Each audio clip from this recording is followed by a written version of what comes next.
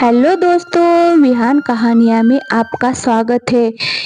रमन एक गरीब किसान था। उसके परिवार में उसकी पत्नी और उसके दो बेटे रोहित और रीना थे। कमला पिछले 2 महीने से लगातार बीमार थी और फिर एक दिन ऐसा आया कि कमला परलोक चली गई। रमन अपने दोनों बच्चों को लेकर बड़ा परेशान रहने लगा। वो खेतों में जाता तो खाना बनाकर जाता, अपने बच्चों की देखभाल करता, स्कूल छोड़कर आता, इसी में ही पूरा दिन निकल जाता। एक दिन रमन का दोस्त उसके पास आया और उसने बताया कि खेतों में जंगली सुअर ने पूरी फसल को बर्बाद कर दिया है। रमन अपने दोस्त के साथ खेतों में जाता है। सारे किसान अपनी फसल को देखकर बहुत दुखी होते हैं। वही दोपहर को उसके बच्चे घर आकर देखते हैं कि खाना नहीं बना है। वो देखकर वो थोड़ा दुखी हो जाते हैं। भाई, आज तो बाबा ने खाना बनाकर भी नहीं रखा है, बहुत तेज भूख लगी है। रुकना, देखता हूँ शायद मेरे पास कुछ पैसे रुपए पड़े हैं, मैं तेरे लिए कुछ लेकर आता हूँ। रोहित अपनी बहन के लिए कुछ खाना लेने के लिए घर से निकल पड़ता है। तभी रास्ते में उसकी टक्कर एक औरत से हो जाती है और वहीं पर उसके रुपए गिर जाते हैं। क्या हुआ बेटा, क्या गिर गया तुम्हारा? क्या ढूंढ रहे हो? बड़ी मुश्किल से मैंने रुपए ढूंढे थे। मेरी बहन को आज बहुत भूख लगी है, उसके लिए कुछ लेने के लिए आया था। ओहो, ये तो बहुत बुरा हुआ। तुम्हारी माँ क्या बीमार है? उन्होंने खाना नहीं बनाया। हमारी माँ नहीं है और बाबा शायद कुछ काम में फंस गए हैं।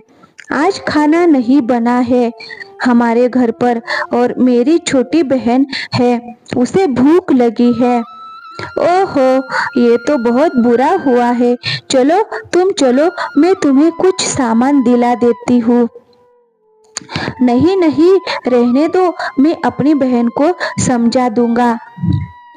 रोहित वहां से उदास होकर अपने घर की ओर चल पड़ता है। वही औरत भी उसके पीछे पीछे घर आ जाती है। अरे, आप क्यों मेरे पीछे पीछे आ रही हो?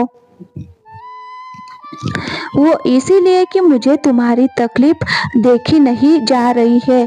मेरी वजह से तुम्हारे 2 रुपए गुम हो गए हैं, इसीलिए मैं ही तुम्हारा खाना बनाऊंगी। पर तुम क्यों हमारा खाना बनाओगी?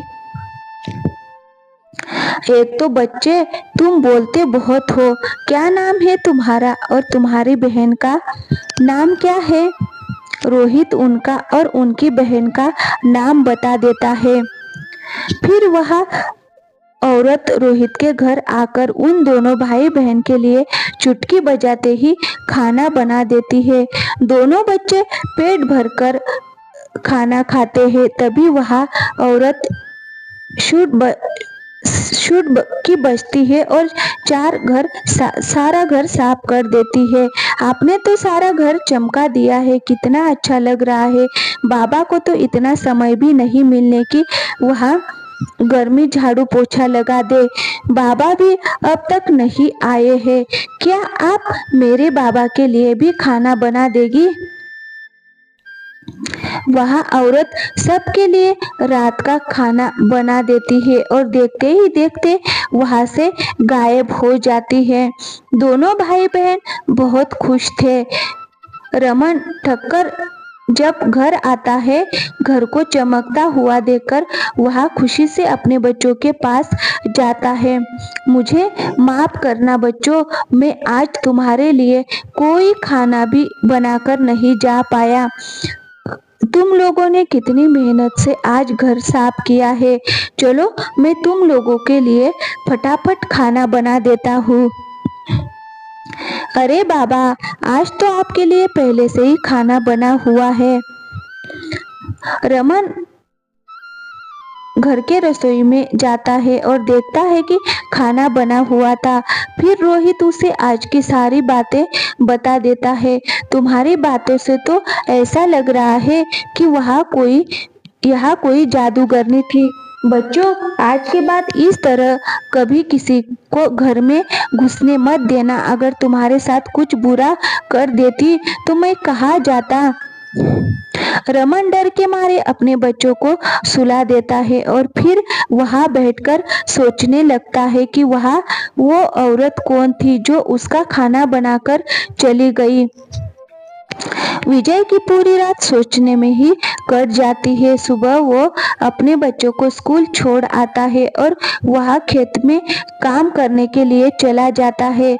थोड़ी देर बाद वो औरत उसके घर आती है। वह देखती है कि रसोई में 4 रोटियां रखी हुई है और साथ में आसार बेचारे बच्चे भूखी रूखी सूखी रोटी खाकर जीवन गुजार रहे हैं। कितने प्यारे बच्चे हैं, मासूम है। मुझे इसके लिए कुछ करना चाहिए। तभी वो औरत जादू से बच्चों के लिए अच्छा अच्छा खाना वहां पर रख देती है। दोपहर को बच्चे जब स्कूल से आते हैं और टेबल पर रखा हुआ खाना देखकर वो बहुत खुश हो जाते हैं। वही वो औरत अपने जादू से खुद को छिपा लेती है। अभी ये सिलसिला रोज का हो गया था। बच्चे रोज अपने बाबा से बोलते हैं कि बाबा, आप बहुत अच्छा खाना बनाकर जाते हो और रमन हैरान हो जाता है कि वह तो रोटियां रख कर जाता है, फिर ये बच्चे खाने की इतनी तारीफ कैसे कर सकते हैं। सर्दी का समय था। बाबा, अब तो हमारी सर्दी की छुट्टियां पड़ने वाली है। किसी दिन गाजर का हलवा बनाओ ना। अच्छा, तो मेरे बच्चों को गाजर का हलवा खाना है। देखो बच्चों, मैंने कभी गाजर का हलवा बनाया तो नहीं है, पर मैं कोशिश जरूर करूंगा। पर जैसा भी बनेगा तुम दोनों को खाना पड़ेगा। दोनों बच्चे बहुत खुश हो जाते हैं। अगले ही दिन स्कूल का आखिरी दिन था। उसके बाद छुट्टियां पड़ने वाली थी। रमन खेतों में चला गया था। वो जादुई औरत घर में आती है और चुटकी बजाते ही गाजर का हलवा तैयार कर देती है। तभी किसी काम से रमन को घर आना पड़ता है। वो घर में आकर देखता है अनजान औरत गाजर का हलवा बना रही है। उसे देखकर वो हैरान रह जाता है। कौन हो तुम और यहाँ मेरे घर में क्या कर रही हो? अच्छा, तुम वही हो जो हर रोज आकर मेरे बच्चों के लिए खाना बनाती हो। सच बताओ, क्या मकसद है तुम्हारा इस घर में आने का? अरे अरे अरे, आपने तो सवालों की जड़ी लगा दी। मुझे तो याद भी नहीं है कि आपने पहला सवाल कौन सा पूछा है। मेरा नाम राधा है। एक दिन ऐसे ही आपके बेटे से मेरी मुलाकात हुई और मैं उसके साथ यहाँ पर आई। घर की हालत और बच्चों की हालत देखकर मुझे बहुत दुख हुआ। मेरे मन में उसके लिए प्रतिमा जाग गई, इसीलिए मैं ये सब काम कर रही हूँ। मेरा कोई मकसद नहीं है ये यहाँ आने का, बस इसके खिले चेहरे देखकर मुझे ऐसा लगता है सब तो ठीक है। लेकिन तुम्हारा क्या कोई घर परिवार नहीं है जो तुम रोज मुंह उठाकर यहाँ चली आती हो? वही तो, मेरा कोई घर परिवार नहीं है। मुझे बच्चों के साथ अच्छा लगता है, इसीलिए मैं यहाँ आती हूँ। और आपसे भी निवेदन है कि मुझे यहाँ आने से और बच्चों का काम करने से मत रोकना। लेकिन तुम जो ये रोज रोज स्वादिष्ट खाना बनाती हो, उसमें तो बहुत खर्चा होता होगा। तुम क्या कोई नौकरी करती हो? वो रमन को बताती है कि वो कोई नौकरी नहीं करती। उसके पास तो बहुत जादू है, ऐसा कि जिससे वह चुटकी बजाते ही कोई भी काम कर देती है। रमन ये सुनकर हैरान हो जाता है। वह उस जादू दिखाने के लिए बोलता है। वो दिखाती है कि गायब भी हो जाती है और वापस भी आ जाती है और घर में बच्चों के लिए नए कपड़े भी रख देती है। हे भगवान, मैं जिंदगी में पहली बार ऐसी औरत देख रहा हूँ, वो भी जादुई।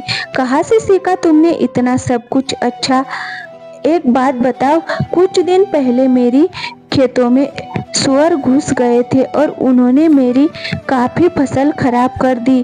क्या तुम उन्हें भी ठीक कर सकती हो? हाँ हाँ बिल्कुल, मैं चुटकी बजाते ही फसल ठीक कर सकती हूँ। रमन बहुत खुश हो जाता है बच्चों को स्कूल से आते ही, और उसे देखकर रोहित बोलता है, अरे आप तो उसी दिन के बाद कभी दिखाई नहीं दी। आपको देखकर बहुत अच्छा लग रहा है। अरे वो गाजर का हलवा, काश आप हमारी माँ होती, फिर तो हमें रोज ऐसे बढ़िया बढ़िया पकवान खाने को मिलते। बच्चों को इतना खुश देखकर रमन बहुत खुश था और राधा भी। रात के समय राधा विजय के साथ उसके खेतों में जाती है और चुटकी बजाते ही सारी फसल ठीक कर देती है। अब मुझे गायब होने की भी जरूरत नहीं थी।